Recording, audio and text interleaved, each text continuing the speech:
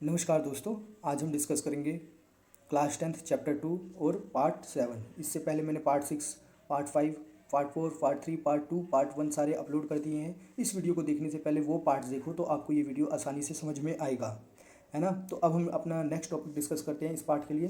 ये है chemical from common salt. जो कॉमन सोल्ट से जो केमिकल बनते हैं उसके बारे में हम डिस्कस करने की कोशिश कर रहे हैं इस टॉपिक में। तो आपने देखा होगा ये कॉमन सोल्ट, इससे पहले के टॉपिक में मैंने ऑलरेडी एक्टिविटी में करके बता दिया कि कॉमन सोल्ट कैसे प्रोड्यूस होते हैं। कॉमन सोल्ट बेटा मैं आपको एक बार और बता देता हूँ, HCl एसिड और प्लस बेस NaOH, इन दोनों को मिला के हमारा क्या बनता है, कॉमन सोल्ट NaCl, जिसे हम बोलते हैं NaCl, और वाटर मॉलिक्यूल आपका अलग हो जाता है। ये सारी चीज़ें हमने देखी इससे पहले टॉपिक में, एक्सपेरिमेंट भी किया। कॉमन सोल्ट क्या है, जो आपके घरों में डेली हम यूज़ करते हैं, वही तो होता है ना कॉमन सोल्ट, जो आप खाना खाते हो, है ना। और ये क्या होते हैं, न्यूट्रल होते हैं। सोल्ट एसिडिक भी होते हैं, बेसिक भी होते हैं और न्यूट्रल भी होते हैं। तो ये कॉमन सोल्ट क्या है, आपका न्यूट्रल है, ये आपको ध्यान में रखना है। Sea water contain many salt dissolve in it. Sea water में जो होते हैं बहुत सारे सोल्ट होते हैं, उनमें से ये एक कॉमन सोल्ट है ना। इसको भी हम वहीं से ही निकालते हैं। तो और सी वाटर में क्या होता है, बहुत सारे सॉलिड सॉल्ट भी डिजॉल्व होते हैं ना, सॉलिड सॉल्ट भी उसमें फॉर्म होते हैं। तो सॉलिड सॉल्ट क्या होते हैं, इसे हम रॉक सॉल्ट भी बोलते हैं। अब रॉक सॉल्ट क्या होते हैं, रॉक सॉल्ट आपके वो होते हैं बेटा, आपने देखा होगा ब्लैक नमक जिसे हम बोलते हैं, सेंधा नमक जिसे हम बोलते हैं, सेंधा सेंधा नमक जिसे हम बोलते हैं, ये सारी नमक बोलते हैं इसे। तो ब्लैक सोल्ट बोलो, सेंधा नमक बोलो, ये सारे क्या होते हैं, ये कैसे प्रोड्यूस होते हैं। जब समुद्र का पानी जो होता है ना, ये सी बेड पे आता है ना, ये पानी जो है यहाँ पे आया और यहाँ से वापस चला गया, और ये जगह काफ़ी समय तक ऐसे रह गई, है ना, काफ़ी समय तक ऐसी रह गई और सूख गई। अब यहाँ पे जैसे हम कोयले की माइनिंग करते हैं ना, खोद खोद के कोयला निकालते हैं, वैसे ही यहाँ पे भी हम क्या करते हैं, माइनिंग करते हैं, और इसमें से क्या निकालते हैं, खोद खोद के वो ब्लैक सॉल्ट निकालते हैं, जिसे हम रॉक सॉल्ट भी हम बोलते हैं। तो ये आपको पता चल गया, रॉक सॉल्ट, ब्लैक सॉल्ट, ये सब क्या होते हैं, तो बेड रॉक में से निकलते हैं। ये सारी चीज़ें आपकी क्लियर हो गई, ये मैंने बता दिया आपको। अब आपने सुना होगा महात्मा गांधी के बारे में भी, जिन्होंने दांडी मार्च की थी, है ना, किसके लिए, सोल्ट के लिए, जिसे हम सोल्ट सत्याग्रह के नाम से जाने जाते हैं, सोल्ट सत्याग्रह के नाम से जानते हैं ना, महात्मा गांधी जी ने की थी। तो इससे आप समझ सकते हो हमारे फ्रीडम में भी सोल्ट का कितना बड़ा रोल प्ले रहा है। तो आप यहाँ से समझ सकते हैं important of the soil. Soil क्या है, हमारी बेसिक रिक्वायरमेंट है। सभी खाने में हमें क्या चाहिए, सोल्ट। हर जगह हमें सोल्ट चाहिए ही चाहिए, है ना। कोई भी खाना खा रहे हो आप, तो आपको सोल्ट की इंपॉर्टेंस पता होनी चाहिए बेटा। तो सोल्ट हमारे फ्रीडम स्ट्रगल का पार्ट भी रह चुका है। तो अब हम आ जाते हैं, थोड़ा और इसके बारे में जानने की कोशिश करते हैं। जैसे कॉमन सोल्ट के बारे में और थोड़ा, कॉमन सोल्ट क्या है, ये एक रॉ मटेरियल का भी काम करता है, नया केमिकल सब्सटेंस फॉर्म करने के लिए, है ना। ये एक रॉ मटेरियल की तरीके से काम करता है। रॉ मटेरियल मतलब कच्चा मटेरियल। जैसे आपको दाल बनानी है, तो उसके लिए आपको कौन कौन से रॉ मटेरियल चाहिए, आपको पानी चाहिए, हल्दी चाहिए, नमक चाहिए, ये सारे क्या है, नमक आ गया ना इसमें, रॉ मटेरियल। तो ये एक रॉ मटेरियल का भी काम रोल प्ले करता है।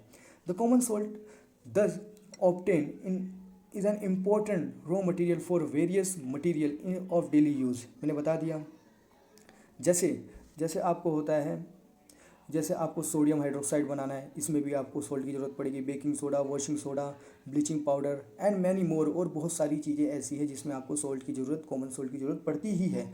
Let us see how one substance is use for making all these different substance. अब हम देखते हैं एक सब्सटेंस से हम कैसे दूसरे सब्सटेंस बनाते हैं। सबसे पहले हम डिस्कस करेंगे एक हमारा जो, जिससे हम कॉमन सोल्ट से जो तैयार करते हैं, दैट इज सोडियम हाइड्रोक्साइड। अब सोडियम हाइड्रोक्साइड को हम कैसे बनाते हैं, एक प्रोसेस है इलेक्ट्रोलिसिस,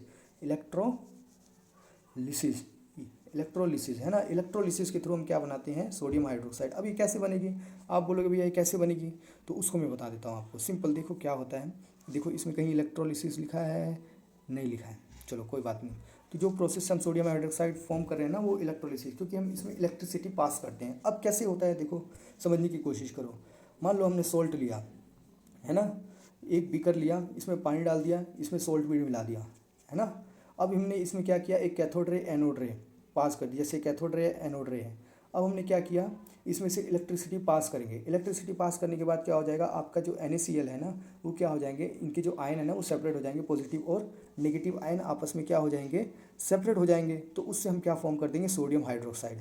अब जब NaCl से हम सोडियम हाइड्रोक्साइड जो फॉर्म कर रहे हैं ना, इस प्रोसेस को हम बोलते हैं क्लोर अल्कली प्रोसेस, आपको ध्यान में रखना है बेटा, सोडियम हाइड्रोक्साइड जो फॉर्म होता है सोडियम क्लोराइड से हम फॉर्म करते हैं किसको, सोडियम हाइड्रोक्साइड को। इस प्रोसेस को हम क्लोर अल्कली प्रोसेस भी बोलते हैं, ध्यान रखना। जो क्लोर है वो क्लोरीन के लिए है और जो अल्कली है वो किसके लिए, सोडियम हाइड्रोक्साइड के लिए है। तो ये आपको ध्यान में रखना है। अब ये देखो, एक आपको केमिकल रिएक्शन दी हुई है सिंपल।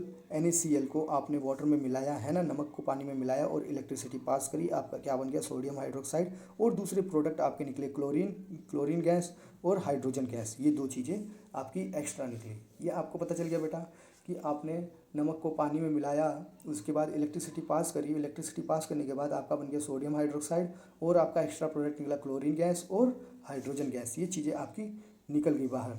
तो अब chlorine gas is given of at anode and hydrogen gas at cathode. देखो, क्लोरीन गैस जो होती है वो एनोड पे होती है और हाइड्रोजन गैस कहाँ पे होती है, कैथोड पे होती है। तो आगे इलेक्ट्रोलिसिस प्रोसेस इसके बारे में हम चैप्टर 3 में अच्छी तरीके से मेटल में जब आएंगे ना, तब मैं आपको और अच्छे तरीके से समझाऊंगा कि इलेक्ट्रोलिसिस प्रोसेस होती क्या है। तो आप यहाँ पे समझोगे और आगे भी चैप्टरों में है, तो आपको टेंशन लेने की जरूरत नहीं है। आपको खाली अभी इतना पता होना चाहिए कि सोडियम क्लोराइड से हम sodium hydroxide electrolysis by passing electricity हम क्या फॉर्म कर रहे हैं, अपने सोडियम हाइड्रोक्साइड फॉर्म कर रहे हैं। ये आपको क्लियर होना चाहिए कि हम सोडियम क्लोराइड से क्या फॉर्म कर रहे हैं, सोडियम हाइड्रोक्साइड। इस प्रोसेस को हम क्लोर अल्कली प्रोसेस भी बोलते हैं, क्योंकि क्लोर जो होता है वो क्लोरीन के लिए होता है, अल्कली जो होता है वो सोडियम हाइड्रोक्साइड के लिए होता है। इसके लिए हम इसे बोलते हैं क्लोर अल्कली प्रोसेस। ये आपका क्लियर हो गया बेटा, बस इतना आपको ध्यान में रखना है। अब हम आ जाते हैं अपने नेक्स्ट टॉपिक पे, दैट इज़ ब्लीचिंग पाउडर।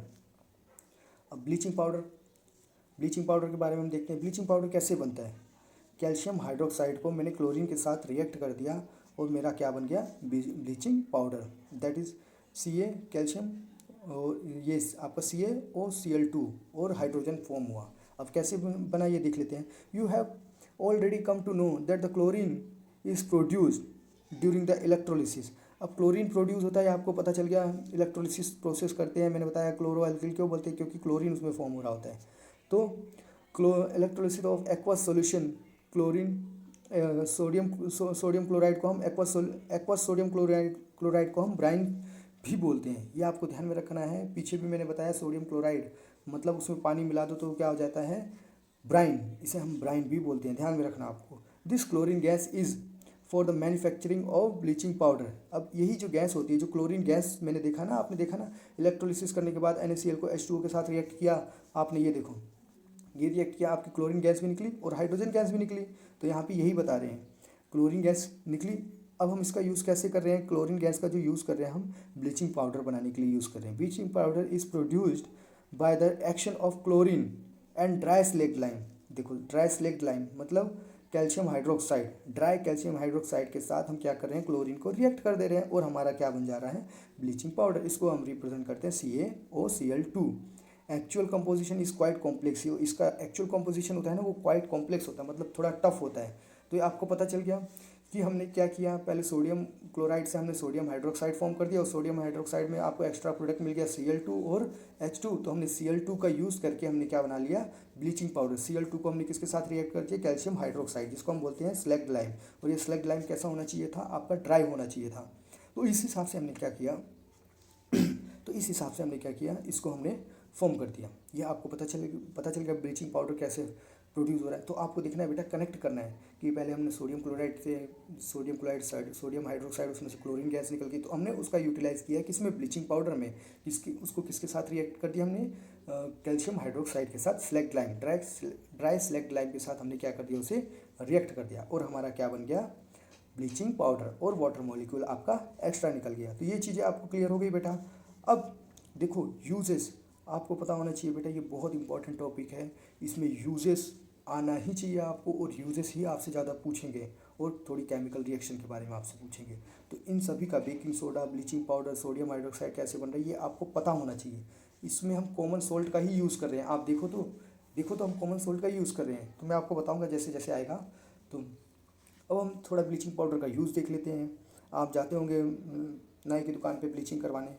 ये किस लिए यूज़ होता है, देखो, cotton line and textile industry में यूज़ होता है ना, और फिर पेपर फैक्ट्री में यूज़ होता है इसका, और ब्लीचिंग वॉश्ड क्लॉथ लॉन्ड्री वगैरह में भी यूज़ होता है इसका, और ये एक ऑक्सीडाइजिंग एजेंट है जो बहुत सारी केमिकल इंडस्ट्रीज़ में इसका यूज़ होता है।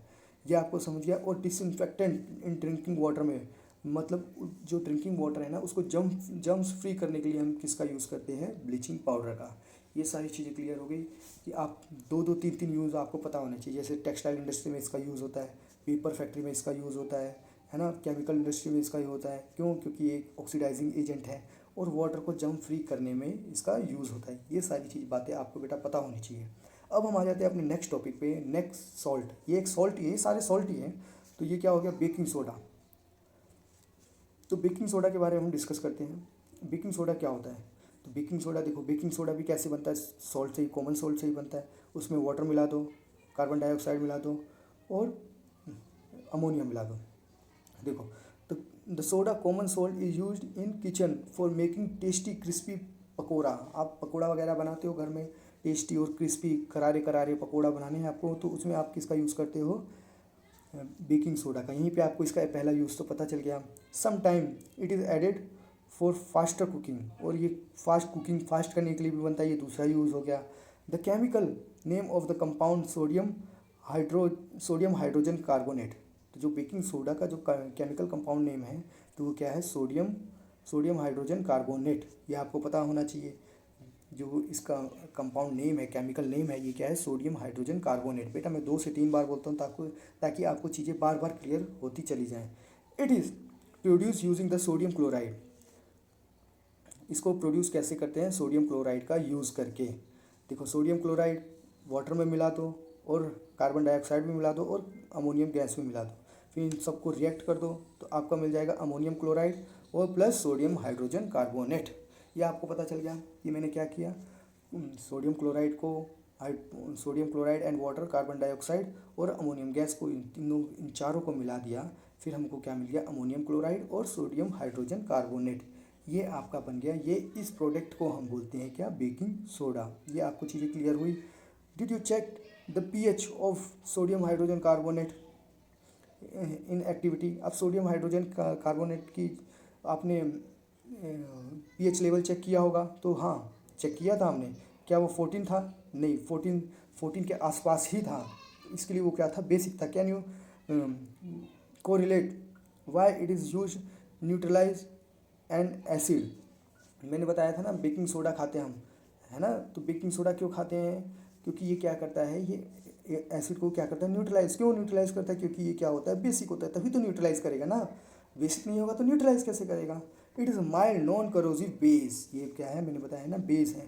The following reaction takes place when it is heated during the cooking. जब इसे हम हीट करते हैं कुकिंग के समय, बेकिंग सोडा, जब आपने खाने में आप क्या डालते हो, बेकिंग सोडा डालते हो, तो वो हीट होता है। तो हीट होता है तो क्या प्रोड्यूस करता है आपका, sodium carbonate, water and carbon dioxide. ये चीज़ें आपकी क्या होती है, प्रोड्यूस होती हैं। तो आप, आपसे कोई पूछेगा बेकिंग सोडा जब आप हीट करते हो, बेकिंग सोडा जो होता है जब आप उसको हीट करते हो तो आपको क्या क्या मिलता है, तो सोडियम कार्बोनेट, है ना, प्लस आपको वाटर मॉलिक्यूल मिलता है, प्लस आपको कार्बन डाइऑक्साइड। ये 3 चीज़ें मिलती हैं। ध्यान में रखना, बेकिंग सोडा आप जब क्या करते हो, हीट करते हो तो। और बेकिंग सोडा का फॉर्मूला, केमिकल फॉर्मूला क्या है बेटा, सोडियम हाइड्रोजन कार्बोनेट। ये आपको चीज़ें क्लियर होनी चाहिए। अब हम आ जाते हैं, देखो sodium hydrogen carbonate has got various use in the household. मैंने बताया आपको बहुत सारे यूज़ ऑलरेडी, पकौड़े के लिए, जल्दी खाने को कुक करने के लिए। ये सारी चीज़ें आप दो यूजेस आपको पता ही होना चाहिए बस। और देखो इसका यूज़ और दिया हुआ है हमें, इसको और जान लेते हैं। Uses of the sodium hydrogen carbonate यहाँ पे इन्होंने दिया हुआ है। देखो फर्स्ट यूज़ क्या है, for making baking powder. Baking powder बनाने के लिए which is mixture of the baking soda. Baking powder बनाना है हमें तो कैसे बनता है, बेकिंग सोडा का मिक्सचर होके ही तो बेकिंग पाउडर बनेगा आपका। फिर and mild edible acid as a tartaric acid. And क्या करते हैं, माइल्ड एसिड बनाने के लिए भी इसका काम होता है, such as tartaric acid. When baking powder is heated और mixed in water the following reaction takes place. जब हम बेकिंग पाउडर को हीट करते हैं तो क्या होता है, तो बेकिंग पाउडर ये रहा आपका, इसको आपने हीट कर दिया, उसमें H+ आयन मिला के हीट कर दिया तो क्या बनेगा, कार्बन डाइऑक्साइड, वाटर मॉलिक्यूल और सोडियम सॉल्ट ऑफ एसिड। ये आपको समझ गया, खट्टा नमकीन, ये आपको पता चल गया। ये चीज़ें कुछ नहीं है बेटा, आपको रिएक्शन पता होनी चाहिए बस। देखो, carbon dioxide produce during the reaction causes bread और cake to rise making them soft and spongy. ये बेकिंग जो का देखो, जो बेकिंग सोडा का हम यूज़ करते हैं ना केक में, क्यों यूज़ करते हैं केक में, आपसे पूछेंगे बेकिंग सोडा को हम केक में क्यों यूज़ करते हैं। क्योंकि उसमें क्या होती है, कार्बन डाइऑक्साइड प्रोड्यूस होती है, और कार्बन डाइऑक्साइड क्या करती है, आपकी जो ब्रेड होती है ना उसको सॉफ्ट और स्पॉन्जी बनाती है, दब जाती है इजीली, इसके लिए खाने में आपको मज़ा आता है ना। वो सॉफ्ट होती है, स्पॉन्जी टाइप की होती है, तो आपको खाने में भी उसके मज़ा आता है। तो आपको पता चल गया कि हम बेकिंग सोडा केक में क्यों डालते हैं, बेकिंग पाउडर, ये आपको क्लियर हो गया। अब sodium hydrogen carbonate is also an ingredient in antacid. Antacid है ना, baking alkali, it neutralize the acidity, मतलब एंटासिड मतलब एसिड के खिलाफ काम करता है ये। मतलब ये क्या करता है, आपके पेट में अगर एसिड ज़्यादा हो गया स्टमक में, है ना, स्टमक में अगर एसिड ज़्यादा हो गया तो ये क्या करेगा, उसे न्यूट्रलाइज कर देगा। ये इसका क्या है, काम है। तो ये आपको पता चल गया आपके स्टमक में क्या रिलीफ प्रोवाइड कर देता है। और ये it is also use in the soda acid fire extinguisher. ये एक जो सोडा होता है ना, ये कहाँ पे यूज़ होता है, फायर एक्सटिंग्विशन में। ये भी आपको ध्यान रखना है, जो फायर एक्सटिंग्विशन नहीं आते आग बुझाने वाले, उनमें भी यूज़ होता है ये गैसेस जो होती है उसमें। तो ये आपको चीज़ें क्लियर हो गई बेटा। तो ये सब मेरे को लगता है आपको सारी चीज़ें क्लियर हो रही है आसानी से। अगर आपको कोई भी प्रॉब्लम है बेटा तो कमेंट सेक्शन में कमेंट करके मुझसे पूछ सकते हो। तो अब हमारा नेक्स्ट टॉपिक है वॉशिंग सोडा। तो वॉशिंग सोडा को बेटा मैं अगले वीडियो में, अगले पार्ट में डिस्कस करूँगा। तो आज के लिए इतना ही है। Thank you very much.